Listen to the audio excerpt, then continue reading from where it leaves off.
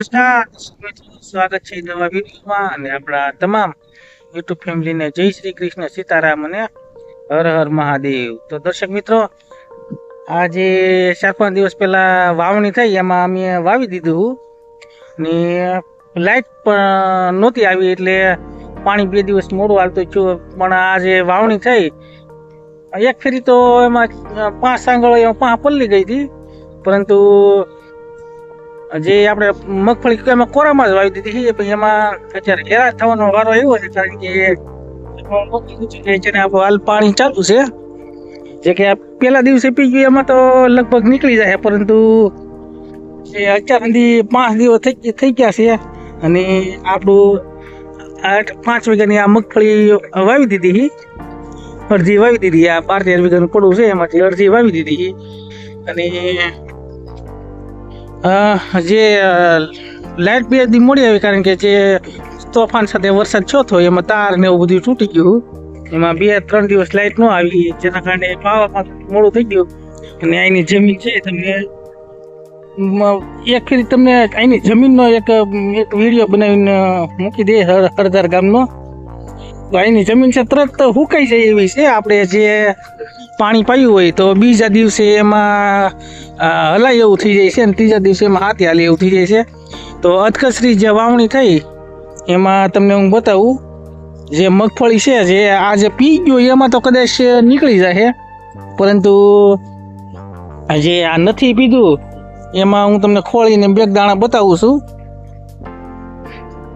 દાણા એમાં દર્શક મિત્રો, ખેડૂતોના બિયારણ બગડ્યા હોય એવું લાગશે, કારણ કે જેને પી ગયું એને તો નહીં વાંધો આવે, પાણી હશે એને. પરંતુ જેને પાણી નહોતું, જો દર્શક મિત્રો અત્યારે જમીન તેદી પાણી આમાં ભરાઈ ગયા, તેદી આમાં પાણી ભરેલું હતું, પરંતુ અત્યારે હાવ જમીન વાહી ગઈ, સુકાઈ ગઈ છે. ને તમને હું દાણા બતાવું થોડાક નીકળે તો. આ જો દર્શક મિત્રો, આ છે માંડવી વાવી એનો દાણો. અત્યારે આમ કોટા ફૂટી ગયા છે. હવે આને કદાચ પાણી મળે તોય પણ ઉગે એવી શક્યતા ઓછી દેખાય છે, કારણ કે આમ તો કોટો ફૂટી ગયો, પણ અહીંથી ઠોંગું સુકાઈ ગયું છે. કારણ કે તમે જોઈ શકો છો, આવી રીતના બધા આ જે ઉપરનું છે એમાં બધા આ રીતના દાણા થઈ ગયા છે.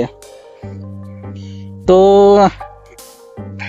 ખેડૂતોને અત્યારે આમ જોવા જઈએ તો જે અધકસરી વાવણી થઈ, જેમ કે એક ફેરી વરસાદ આવી માથે તો બીજા દિવસે આવી ગયો તો ન વાંધો આવે.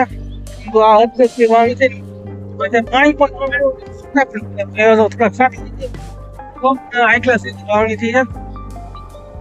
અધકસરી એમાં રાજકોટ સરદાર ગામ છે, એમાં નથી એક ફેરી એમ તો લોટ પણ થઈ ગયો. 4 આંગળ એમ તો પલ્લી ગઈ હતી પવન સાથે.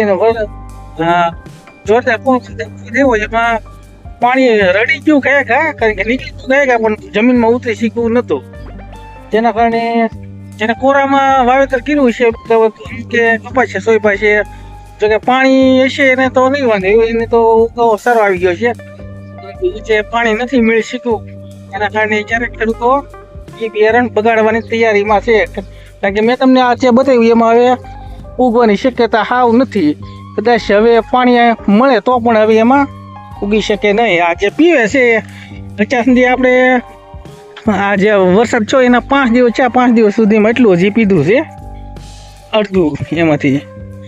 તો જે આ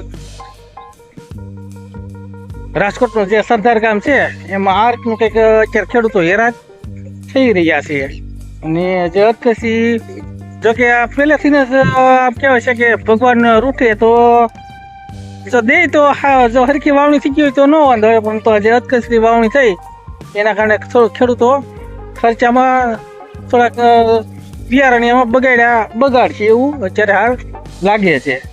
તો મળશું દર્શક મિત્રો ફરીથી નવા વિડીયોમાં. ત્યાં સુધી જય માતાજી, રામ રામ, આવજો.